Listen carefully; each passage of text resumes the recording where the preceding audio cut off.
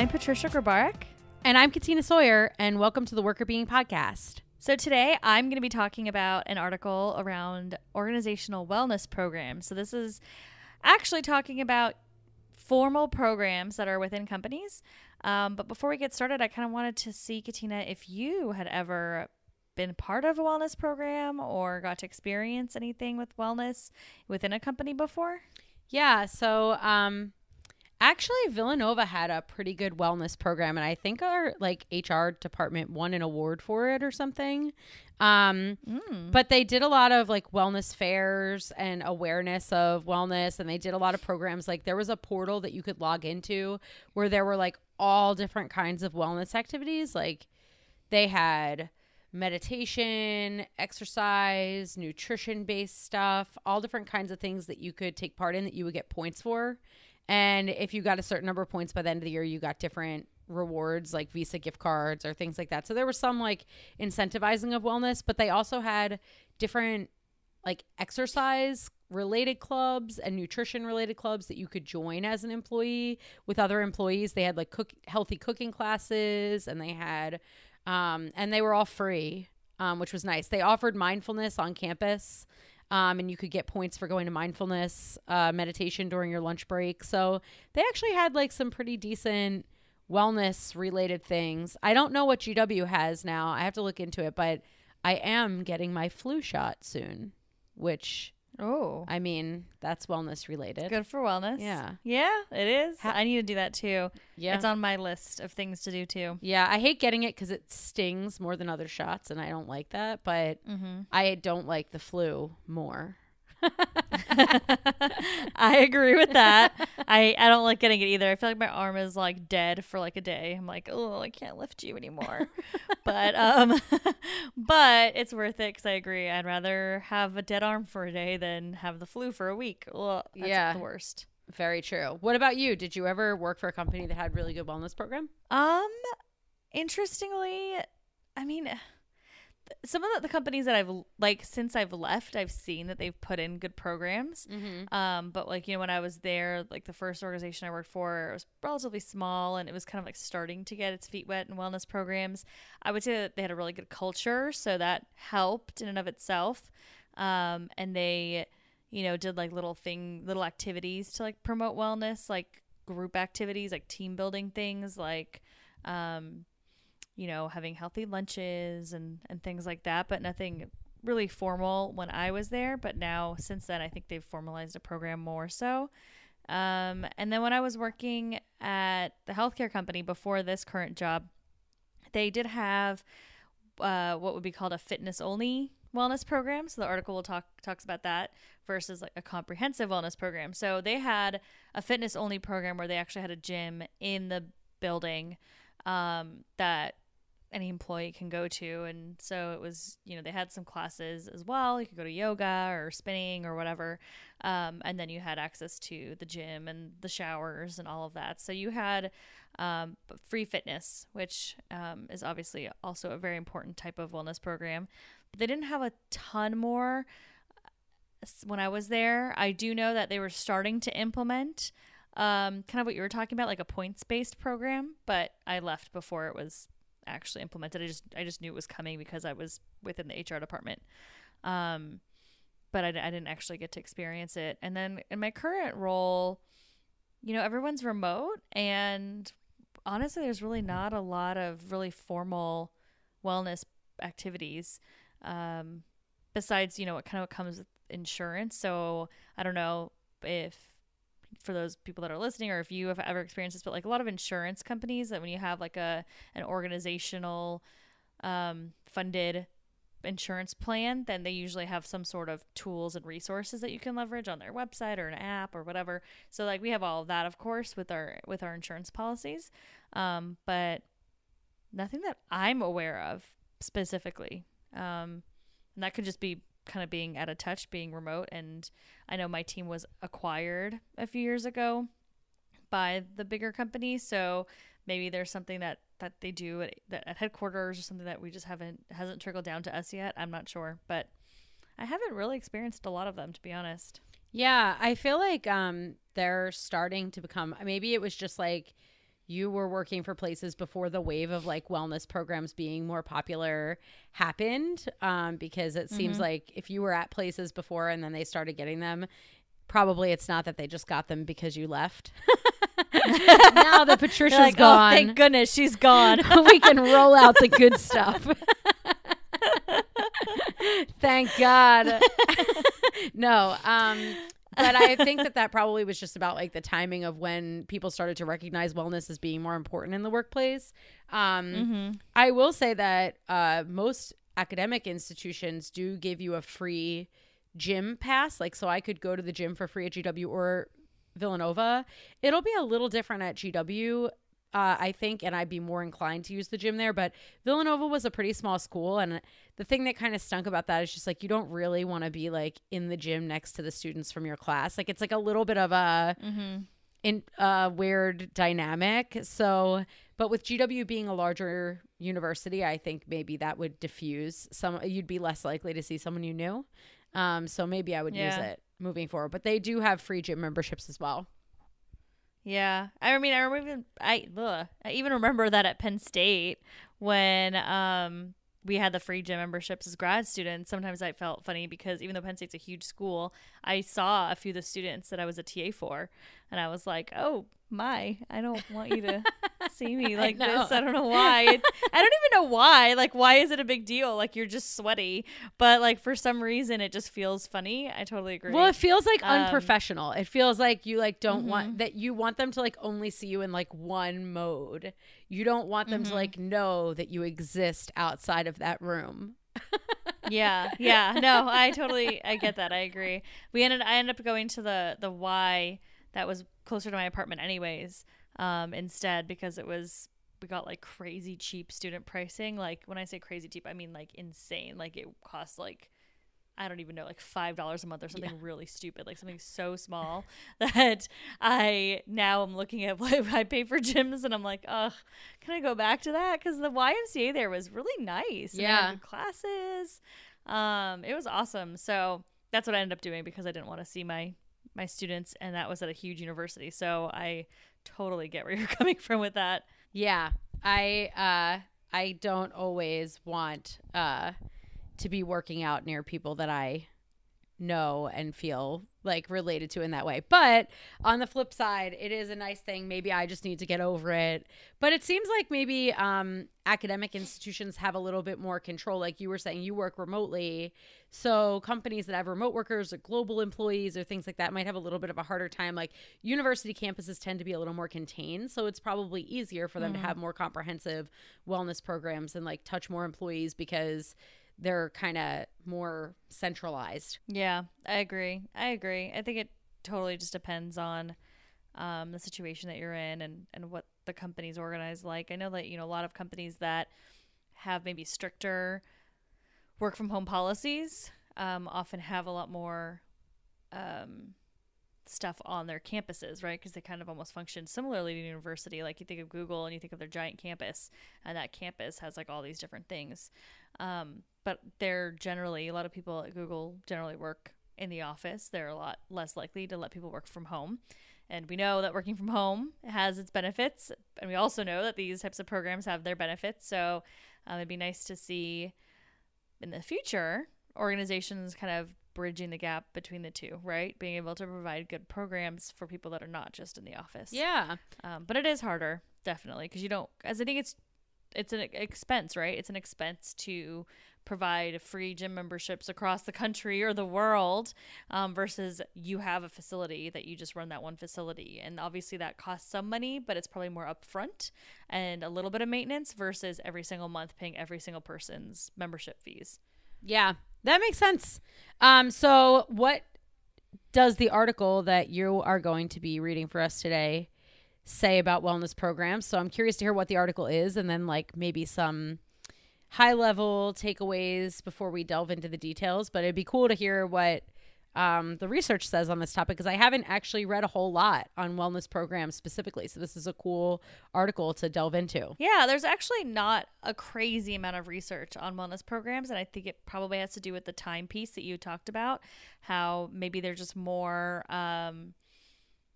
they're a little more recent in terms of people implementing them. So I think there's just a lot less work out there because of things like that. But this article, it was published in 2008 in the Journal of Occupational Health Psychology by Parks and Steelman. And it's called Organizational Wellness Programs, a Meta-Analysis. So it's actually a meta-analysis looking at multiple studies. So from our previous episodes, maybe some of you remember, but a meta-analysis is basically a big review of a number of different studies. You take the data from all of these studies and you look to see what's happening across all the studies so that you can kind of get a better sense of the effects that you're finding in the results, right? You want to see like across all this research what's going on. But to the point that we were making about how maybe these types of studies are a little bit less frequent, there were only 17 studies that were included in this meta-analysis. So that's quite a bit of data, but it's still relatively small. A lot of meta-analyses might have, 50, 60, 70 studies, and this only had 17. So it is kind of a newer area of research. Maybe just it's not as deep as some of the other topics that we've discussed.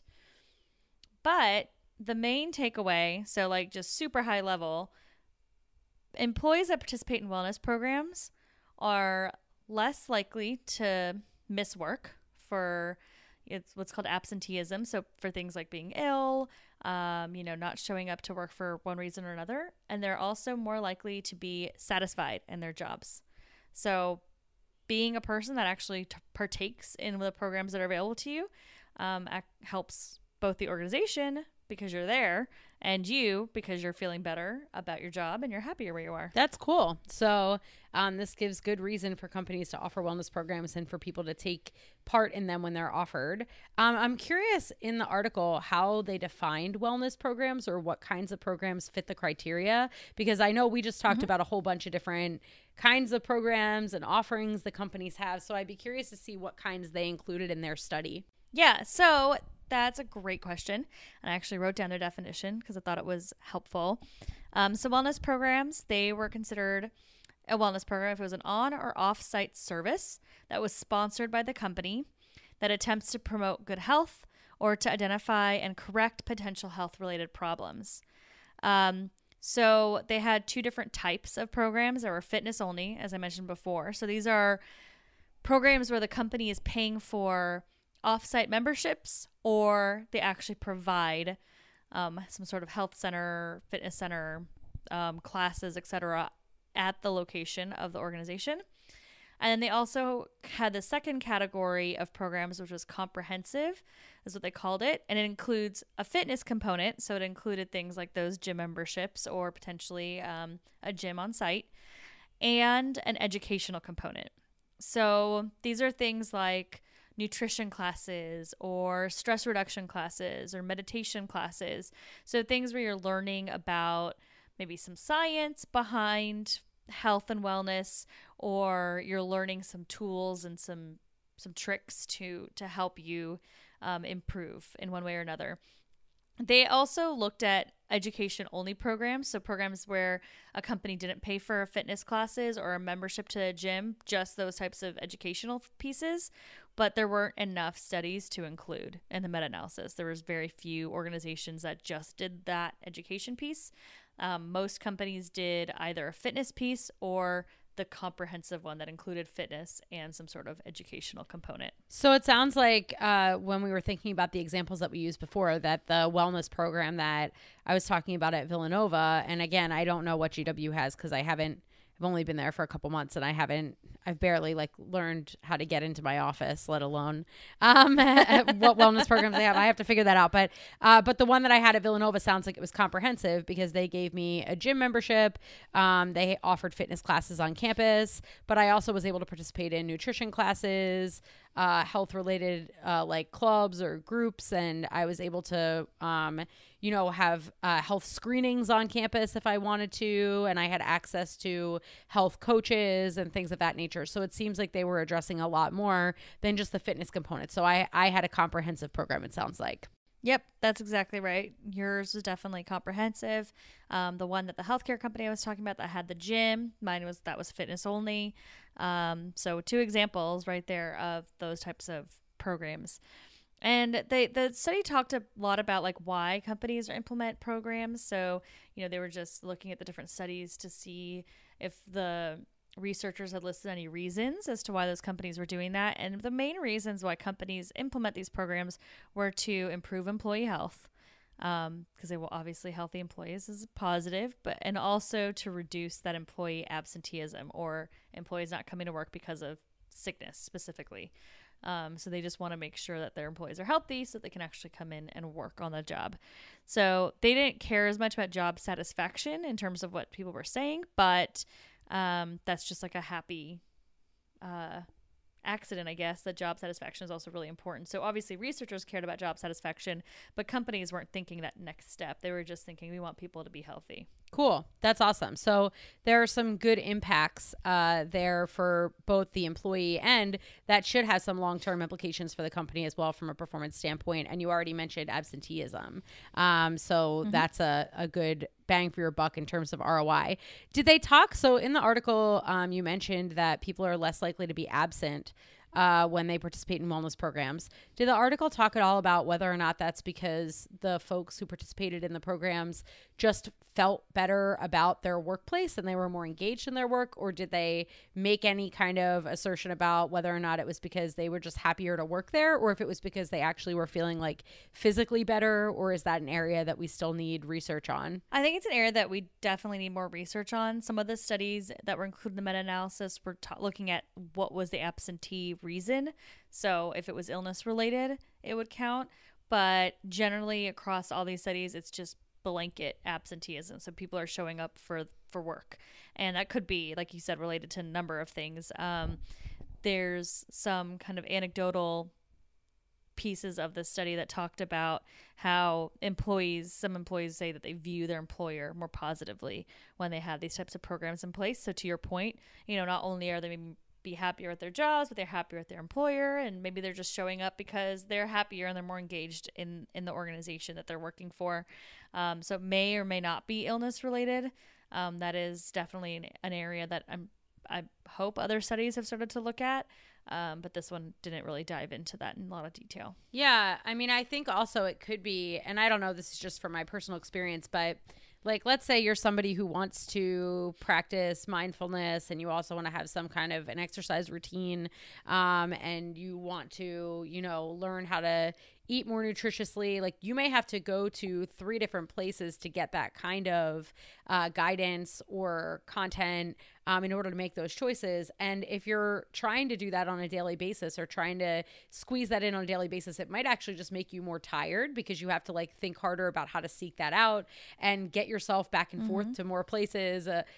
So if your workplace is providing that all in one spot, it might also cut down on just some of the back and forth activities or the brain power needed to find or locate that information that could be adding to your exhaustion if you're already feeling stressed from work. So it could also be that it's just like making things a little easier for people so that they're not so tired and feeling more energized when it's time to go to work. Yeah, I think that's a really good point because it could be so many different things as to why people are showing up and why people are happier where they are.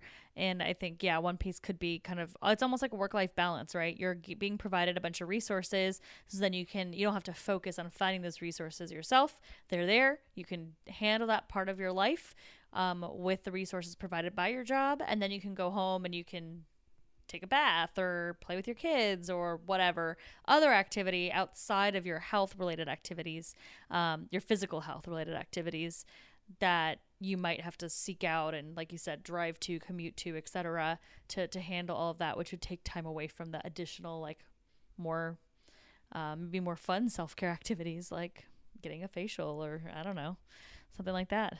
Yeah, absolutely. Yeah, so that's really cool. So, and I know that absenteeism is a big issue in organizations in terms of time lost and costing issues. So I think one of the big things coming out is that, companies should probably see wellness programs not just as an investment in employee health because it's something nice for employees, but also as something that actually can help them recoup some costs, both with regard to caring for health in employees, but also for making sure that, they're not having a bunch of people taking sick days or personal days or whatever the case may be. Yeah, and I think that's really important to bring up is that this meta-analysis, every study that they looked at had to have participants in the program and non-participants.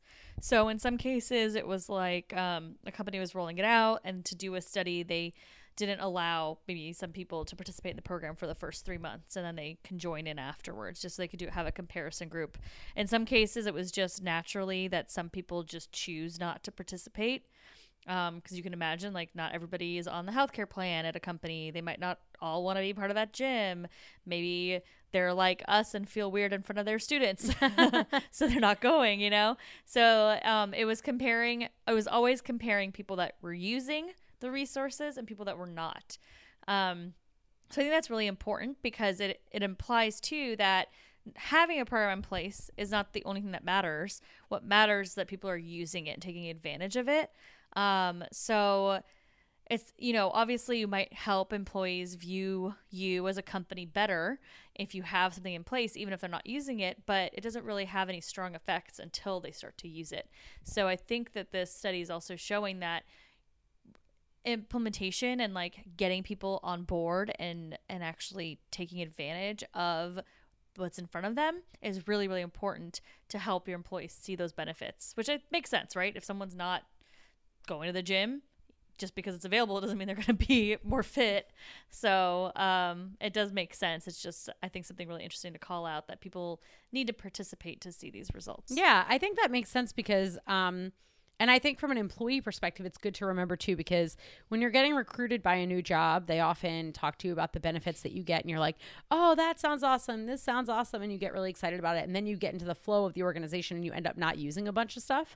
So I think it's also good for employees to like remember that, you were excited about those things when you got recruited for a reason, and that just having them there and being like, wow, my company's so nice that they give me these things isn't enough to give you the actual benefit of utilizing them. So it's not like I work for this great company and I feel really good about it because they have these things. It's also like, well, that's great, but if you're not using it, it doesn't really matter. So from an employer perspective, communicating to employees frequently what's available to them and encouraging people to use those resources, you're spending money on it, so might as well get the most out of it. And also from an employee perspective, revisiting what your employer offers and making sure that you're taking full advantage of those programs, because otherwise, you're going to lose that opportunity to benefit from a wellness perspective. Yeah, I think that like the wellness fair you had talked about at Villanova is a good example. Like having that, maybe once a year or twice a year, where you can do some sort of fun activity to present to the employees. Hey, remember we have these things going on. If you're not using it, you still can, or look at this new program we're implementing, so that you can have like these little events and different things that, HR, whoever's putting these programs in place, can run that can encourage people to get excited and start to use the programs. I think you're right that organizations have to communicate what they're offering. But I also think managers can have a big impact here too, because, they are the ones that manage your time to some extent. So you could, if you're a manager, you can encourage your employees like, hey, we had that great gym downstairs. Like, feel free to come in, and go use it during lunch, or like say, hey, I like to come in early and take advantage, and the showers are great. Talk about your own experience about using some of the tools and the programs that are available. I think that can help. I think really just being able to encourage other people to use the programs as a manager can help your team, because then your team's going to be happier. Your team's going to be more likely to show up and be there. So I think that there's a lot a manager can do as well, without getting to like overbearing, of course. Like maybe someone doesn't want to go to the gym because they can't run and they feel weird running in front of people. Like, you don't have to force it, but I think just encouraging the group, and maybe even, you could even pull people like in your team, say, hey, like, does anybody want to go to a meditation class together as a team? And if people are interested, they can go, and that kind of encourages participation too. Yeah, role modeling the behaviors is probably important for managers, because if leaders aren't doing it, then other people probably won't either. Exactly. Yeah, I think it's really key that managers take a big part of this as well. So employees, as you're listening and you're thinking through the programs that you have available to you, you should take advantage. Managers should take advantage and kind of encourage others to to participate, and then organizations just need to communicate it. Like, besides obviously offering programs, communicating the offerings is huge. It's really, really important. Yeah. And I think a lot of times people think about, well, if I participate in these things, it's going to take time away from my job, or it's going to take time away from things that I could be investing in other things. But this is showing that actually in the long run, you'll be out of work more frequently. So you'll be missing whole days of work over time, as opposed to putting in a little bit of time each day to really keep up with your wellness. It's just like preventative care in medicine. Like, you know, you can go to the doctor and make sure that you're well every year for your wellness checkup, and then you're less likely to have some huge problem down the line. But if you miss those preventative visits and you only go once every 5 years, by the time you get there in year 5, you may have had some big problem for years that you find out about, and now it's this big thing that you need to address, as opposed to putting a little bit of time in each time and making sure that you're addressing it more in real time. So I think that, you know, is one of those things that often it seems like it's going to take extra time away from your job, but in the long term, you may lose more time because you're sick, you're not feeling well, you're feeling exhausted, etc. So participating is helpful to you from a health perspective and from a productivity perspective. Exactly. And a satisfaction perspective. Like, I think the job satisfaction piece is also really key. So not only are you more likely to be in the office, but you're more likely to be happy about your job. And we've talked so many times on our website and in different episodes about being happy and how important that is for your overall well-being, right? You want to feel happy. You want to be in a positive place. And if you can just participate in some wellness programs, which means doing something that could be pretty fun, and reap that benefit, like, you really should do that. Like, you're going to be able to feel happier in your role because you have these programs in place that you're taking advantage of. So I think that's huge too. It's not only you're healthier going to be there and working, but you're happier being there and working. Yeah, which is awesome. So I think, you know, a lot of times, and a lot of what we talk about on the podcast is just about investing time in you and recognizing that time is valuable for you, not just from a personal perspective, but from a work perspective. And so if your company is giving you free resources to do that, make it a part of your schedule, make it a part of something that you'd participate in on a regular basis, because it's a free benefit to you. It's something that, you know, makes, you know, your financial life easier because you're getting free access to these things or discounted access to these things. And it's something that helps you actually to be better, more centered, more able to focus on your work. So instead of seeing wellness programs as a distraction, I think it's good for people to think about it as something that actually really enhances their work life. 100% agree. Well, I mean, it's a pretty straightforward article. I think it has a lot of good takeaways. Did you have any questions for me before we kind of wrap up this episode? No, I think, you know, what I've learned is that companies should invest time and energy in wellness programs, and employees should take advantage of them. And, you know, if ever people have a question or if they're trying to pitch a wellness program to their company, that this might be a good way. Having people listen to this or read this article may be a good way to help people to convince management that this would be a good thing for the business, and the employee can have a little win for themselves because it'll make them happier too. Yeah, yes, definitely big wins for everybody involved. Well, thanks for listening to my article. And if any of you listeners want to reach out and let us know what your thoughts are, or, you know, any wellness programs that you think were particularly great that you've experienced, we'd love to hear from you. You can reach us on our website, which is workerbeing.com. You can email us at workerbeing@gmail.com. And you can reach us on social media. We're on Twitter, LinkedIn, Facebook, and Instagram at workerbeing. Thanks for listening. Thanks, everyone. Bye. The Worker Being podcast is hosted by us, Patricia Grabara and Katina Sawyer, and produced by Allie Johnson.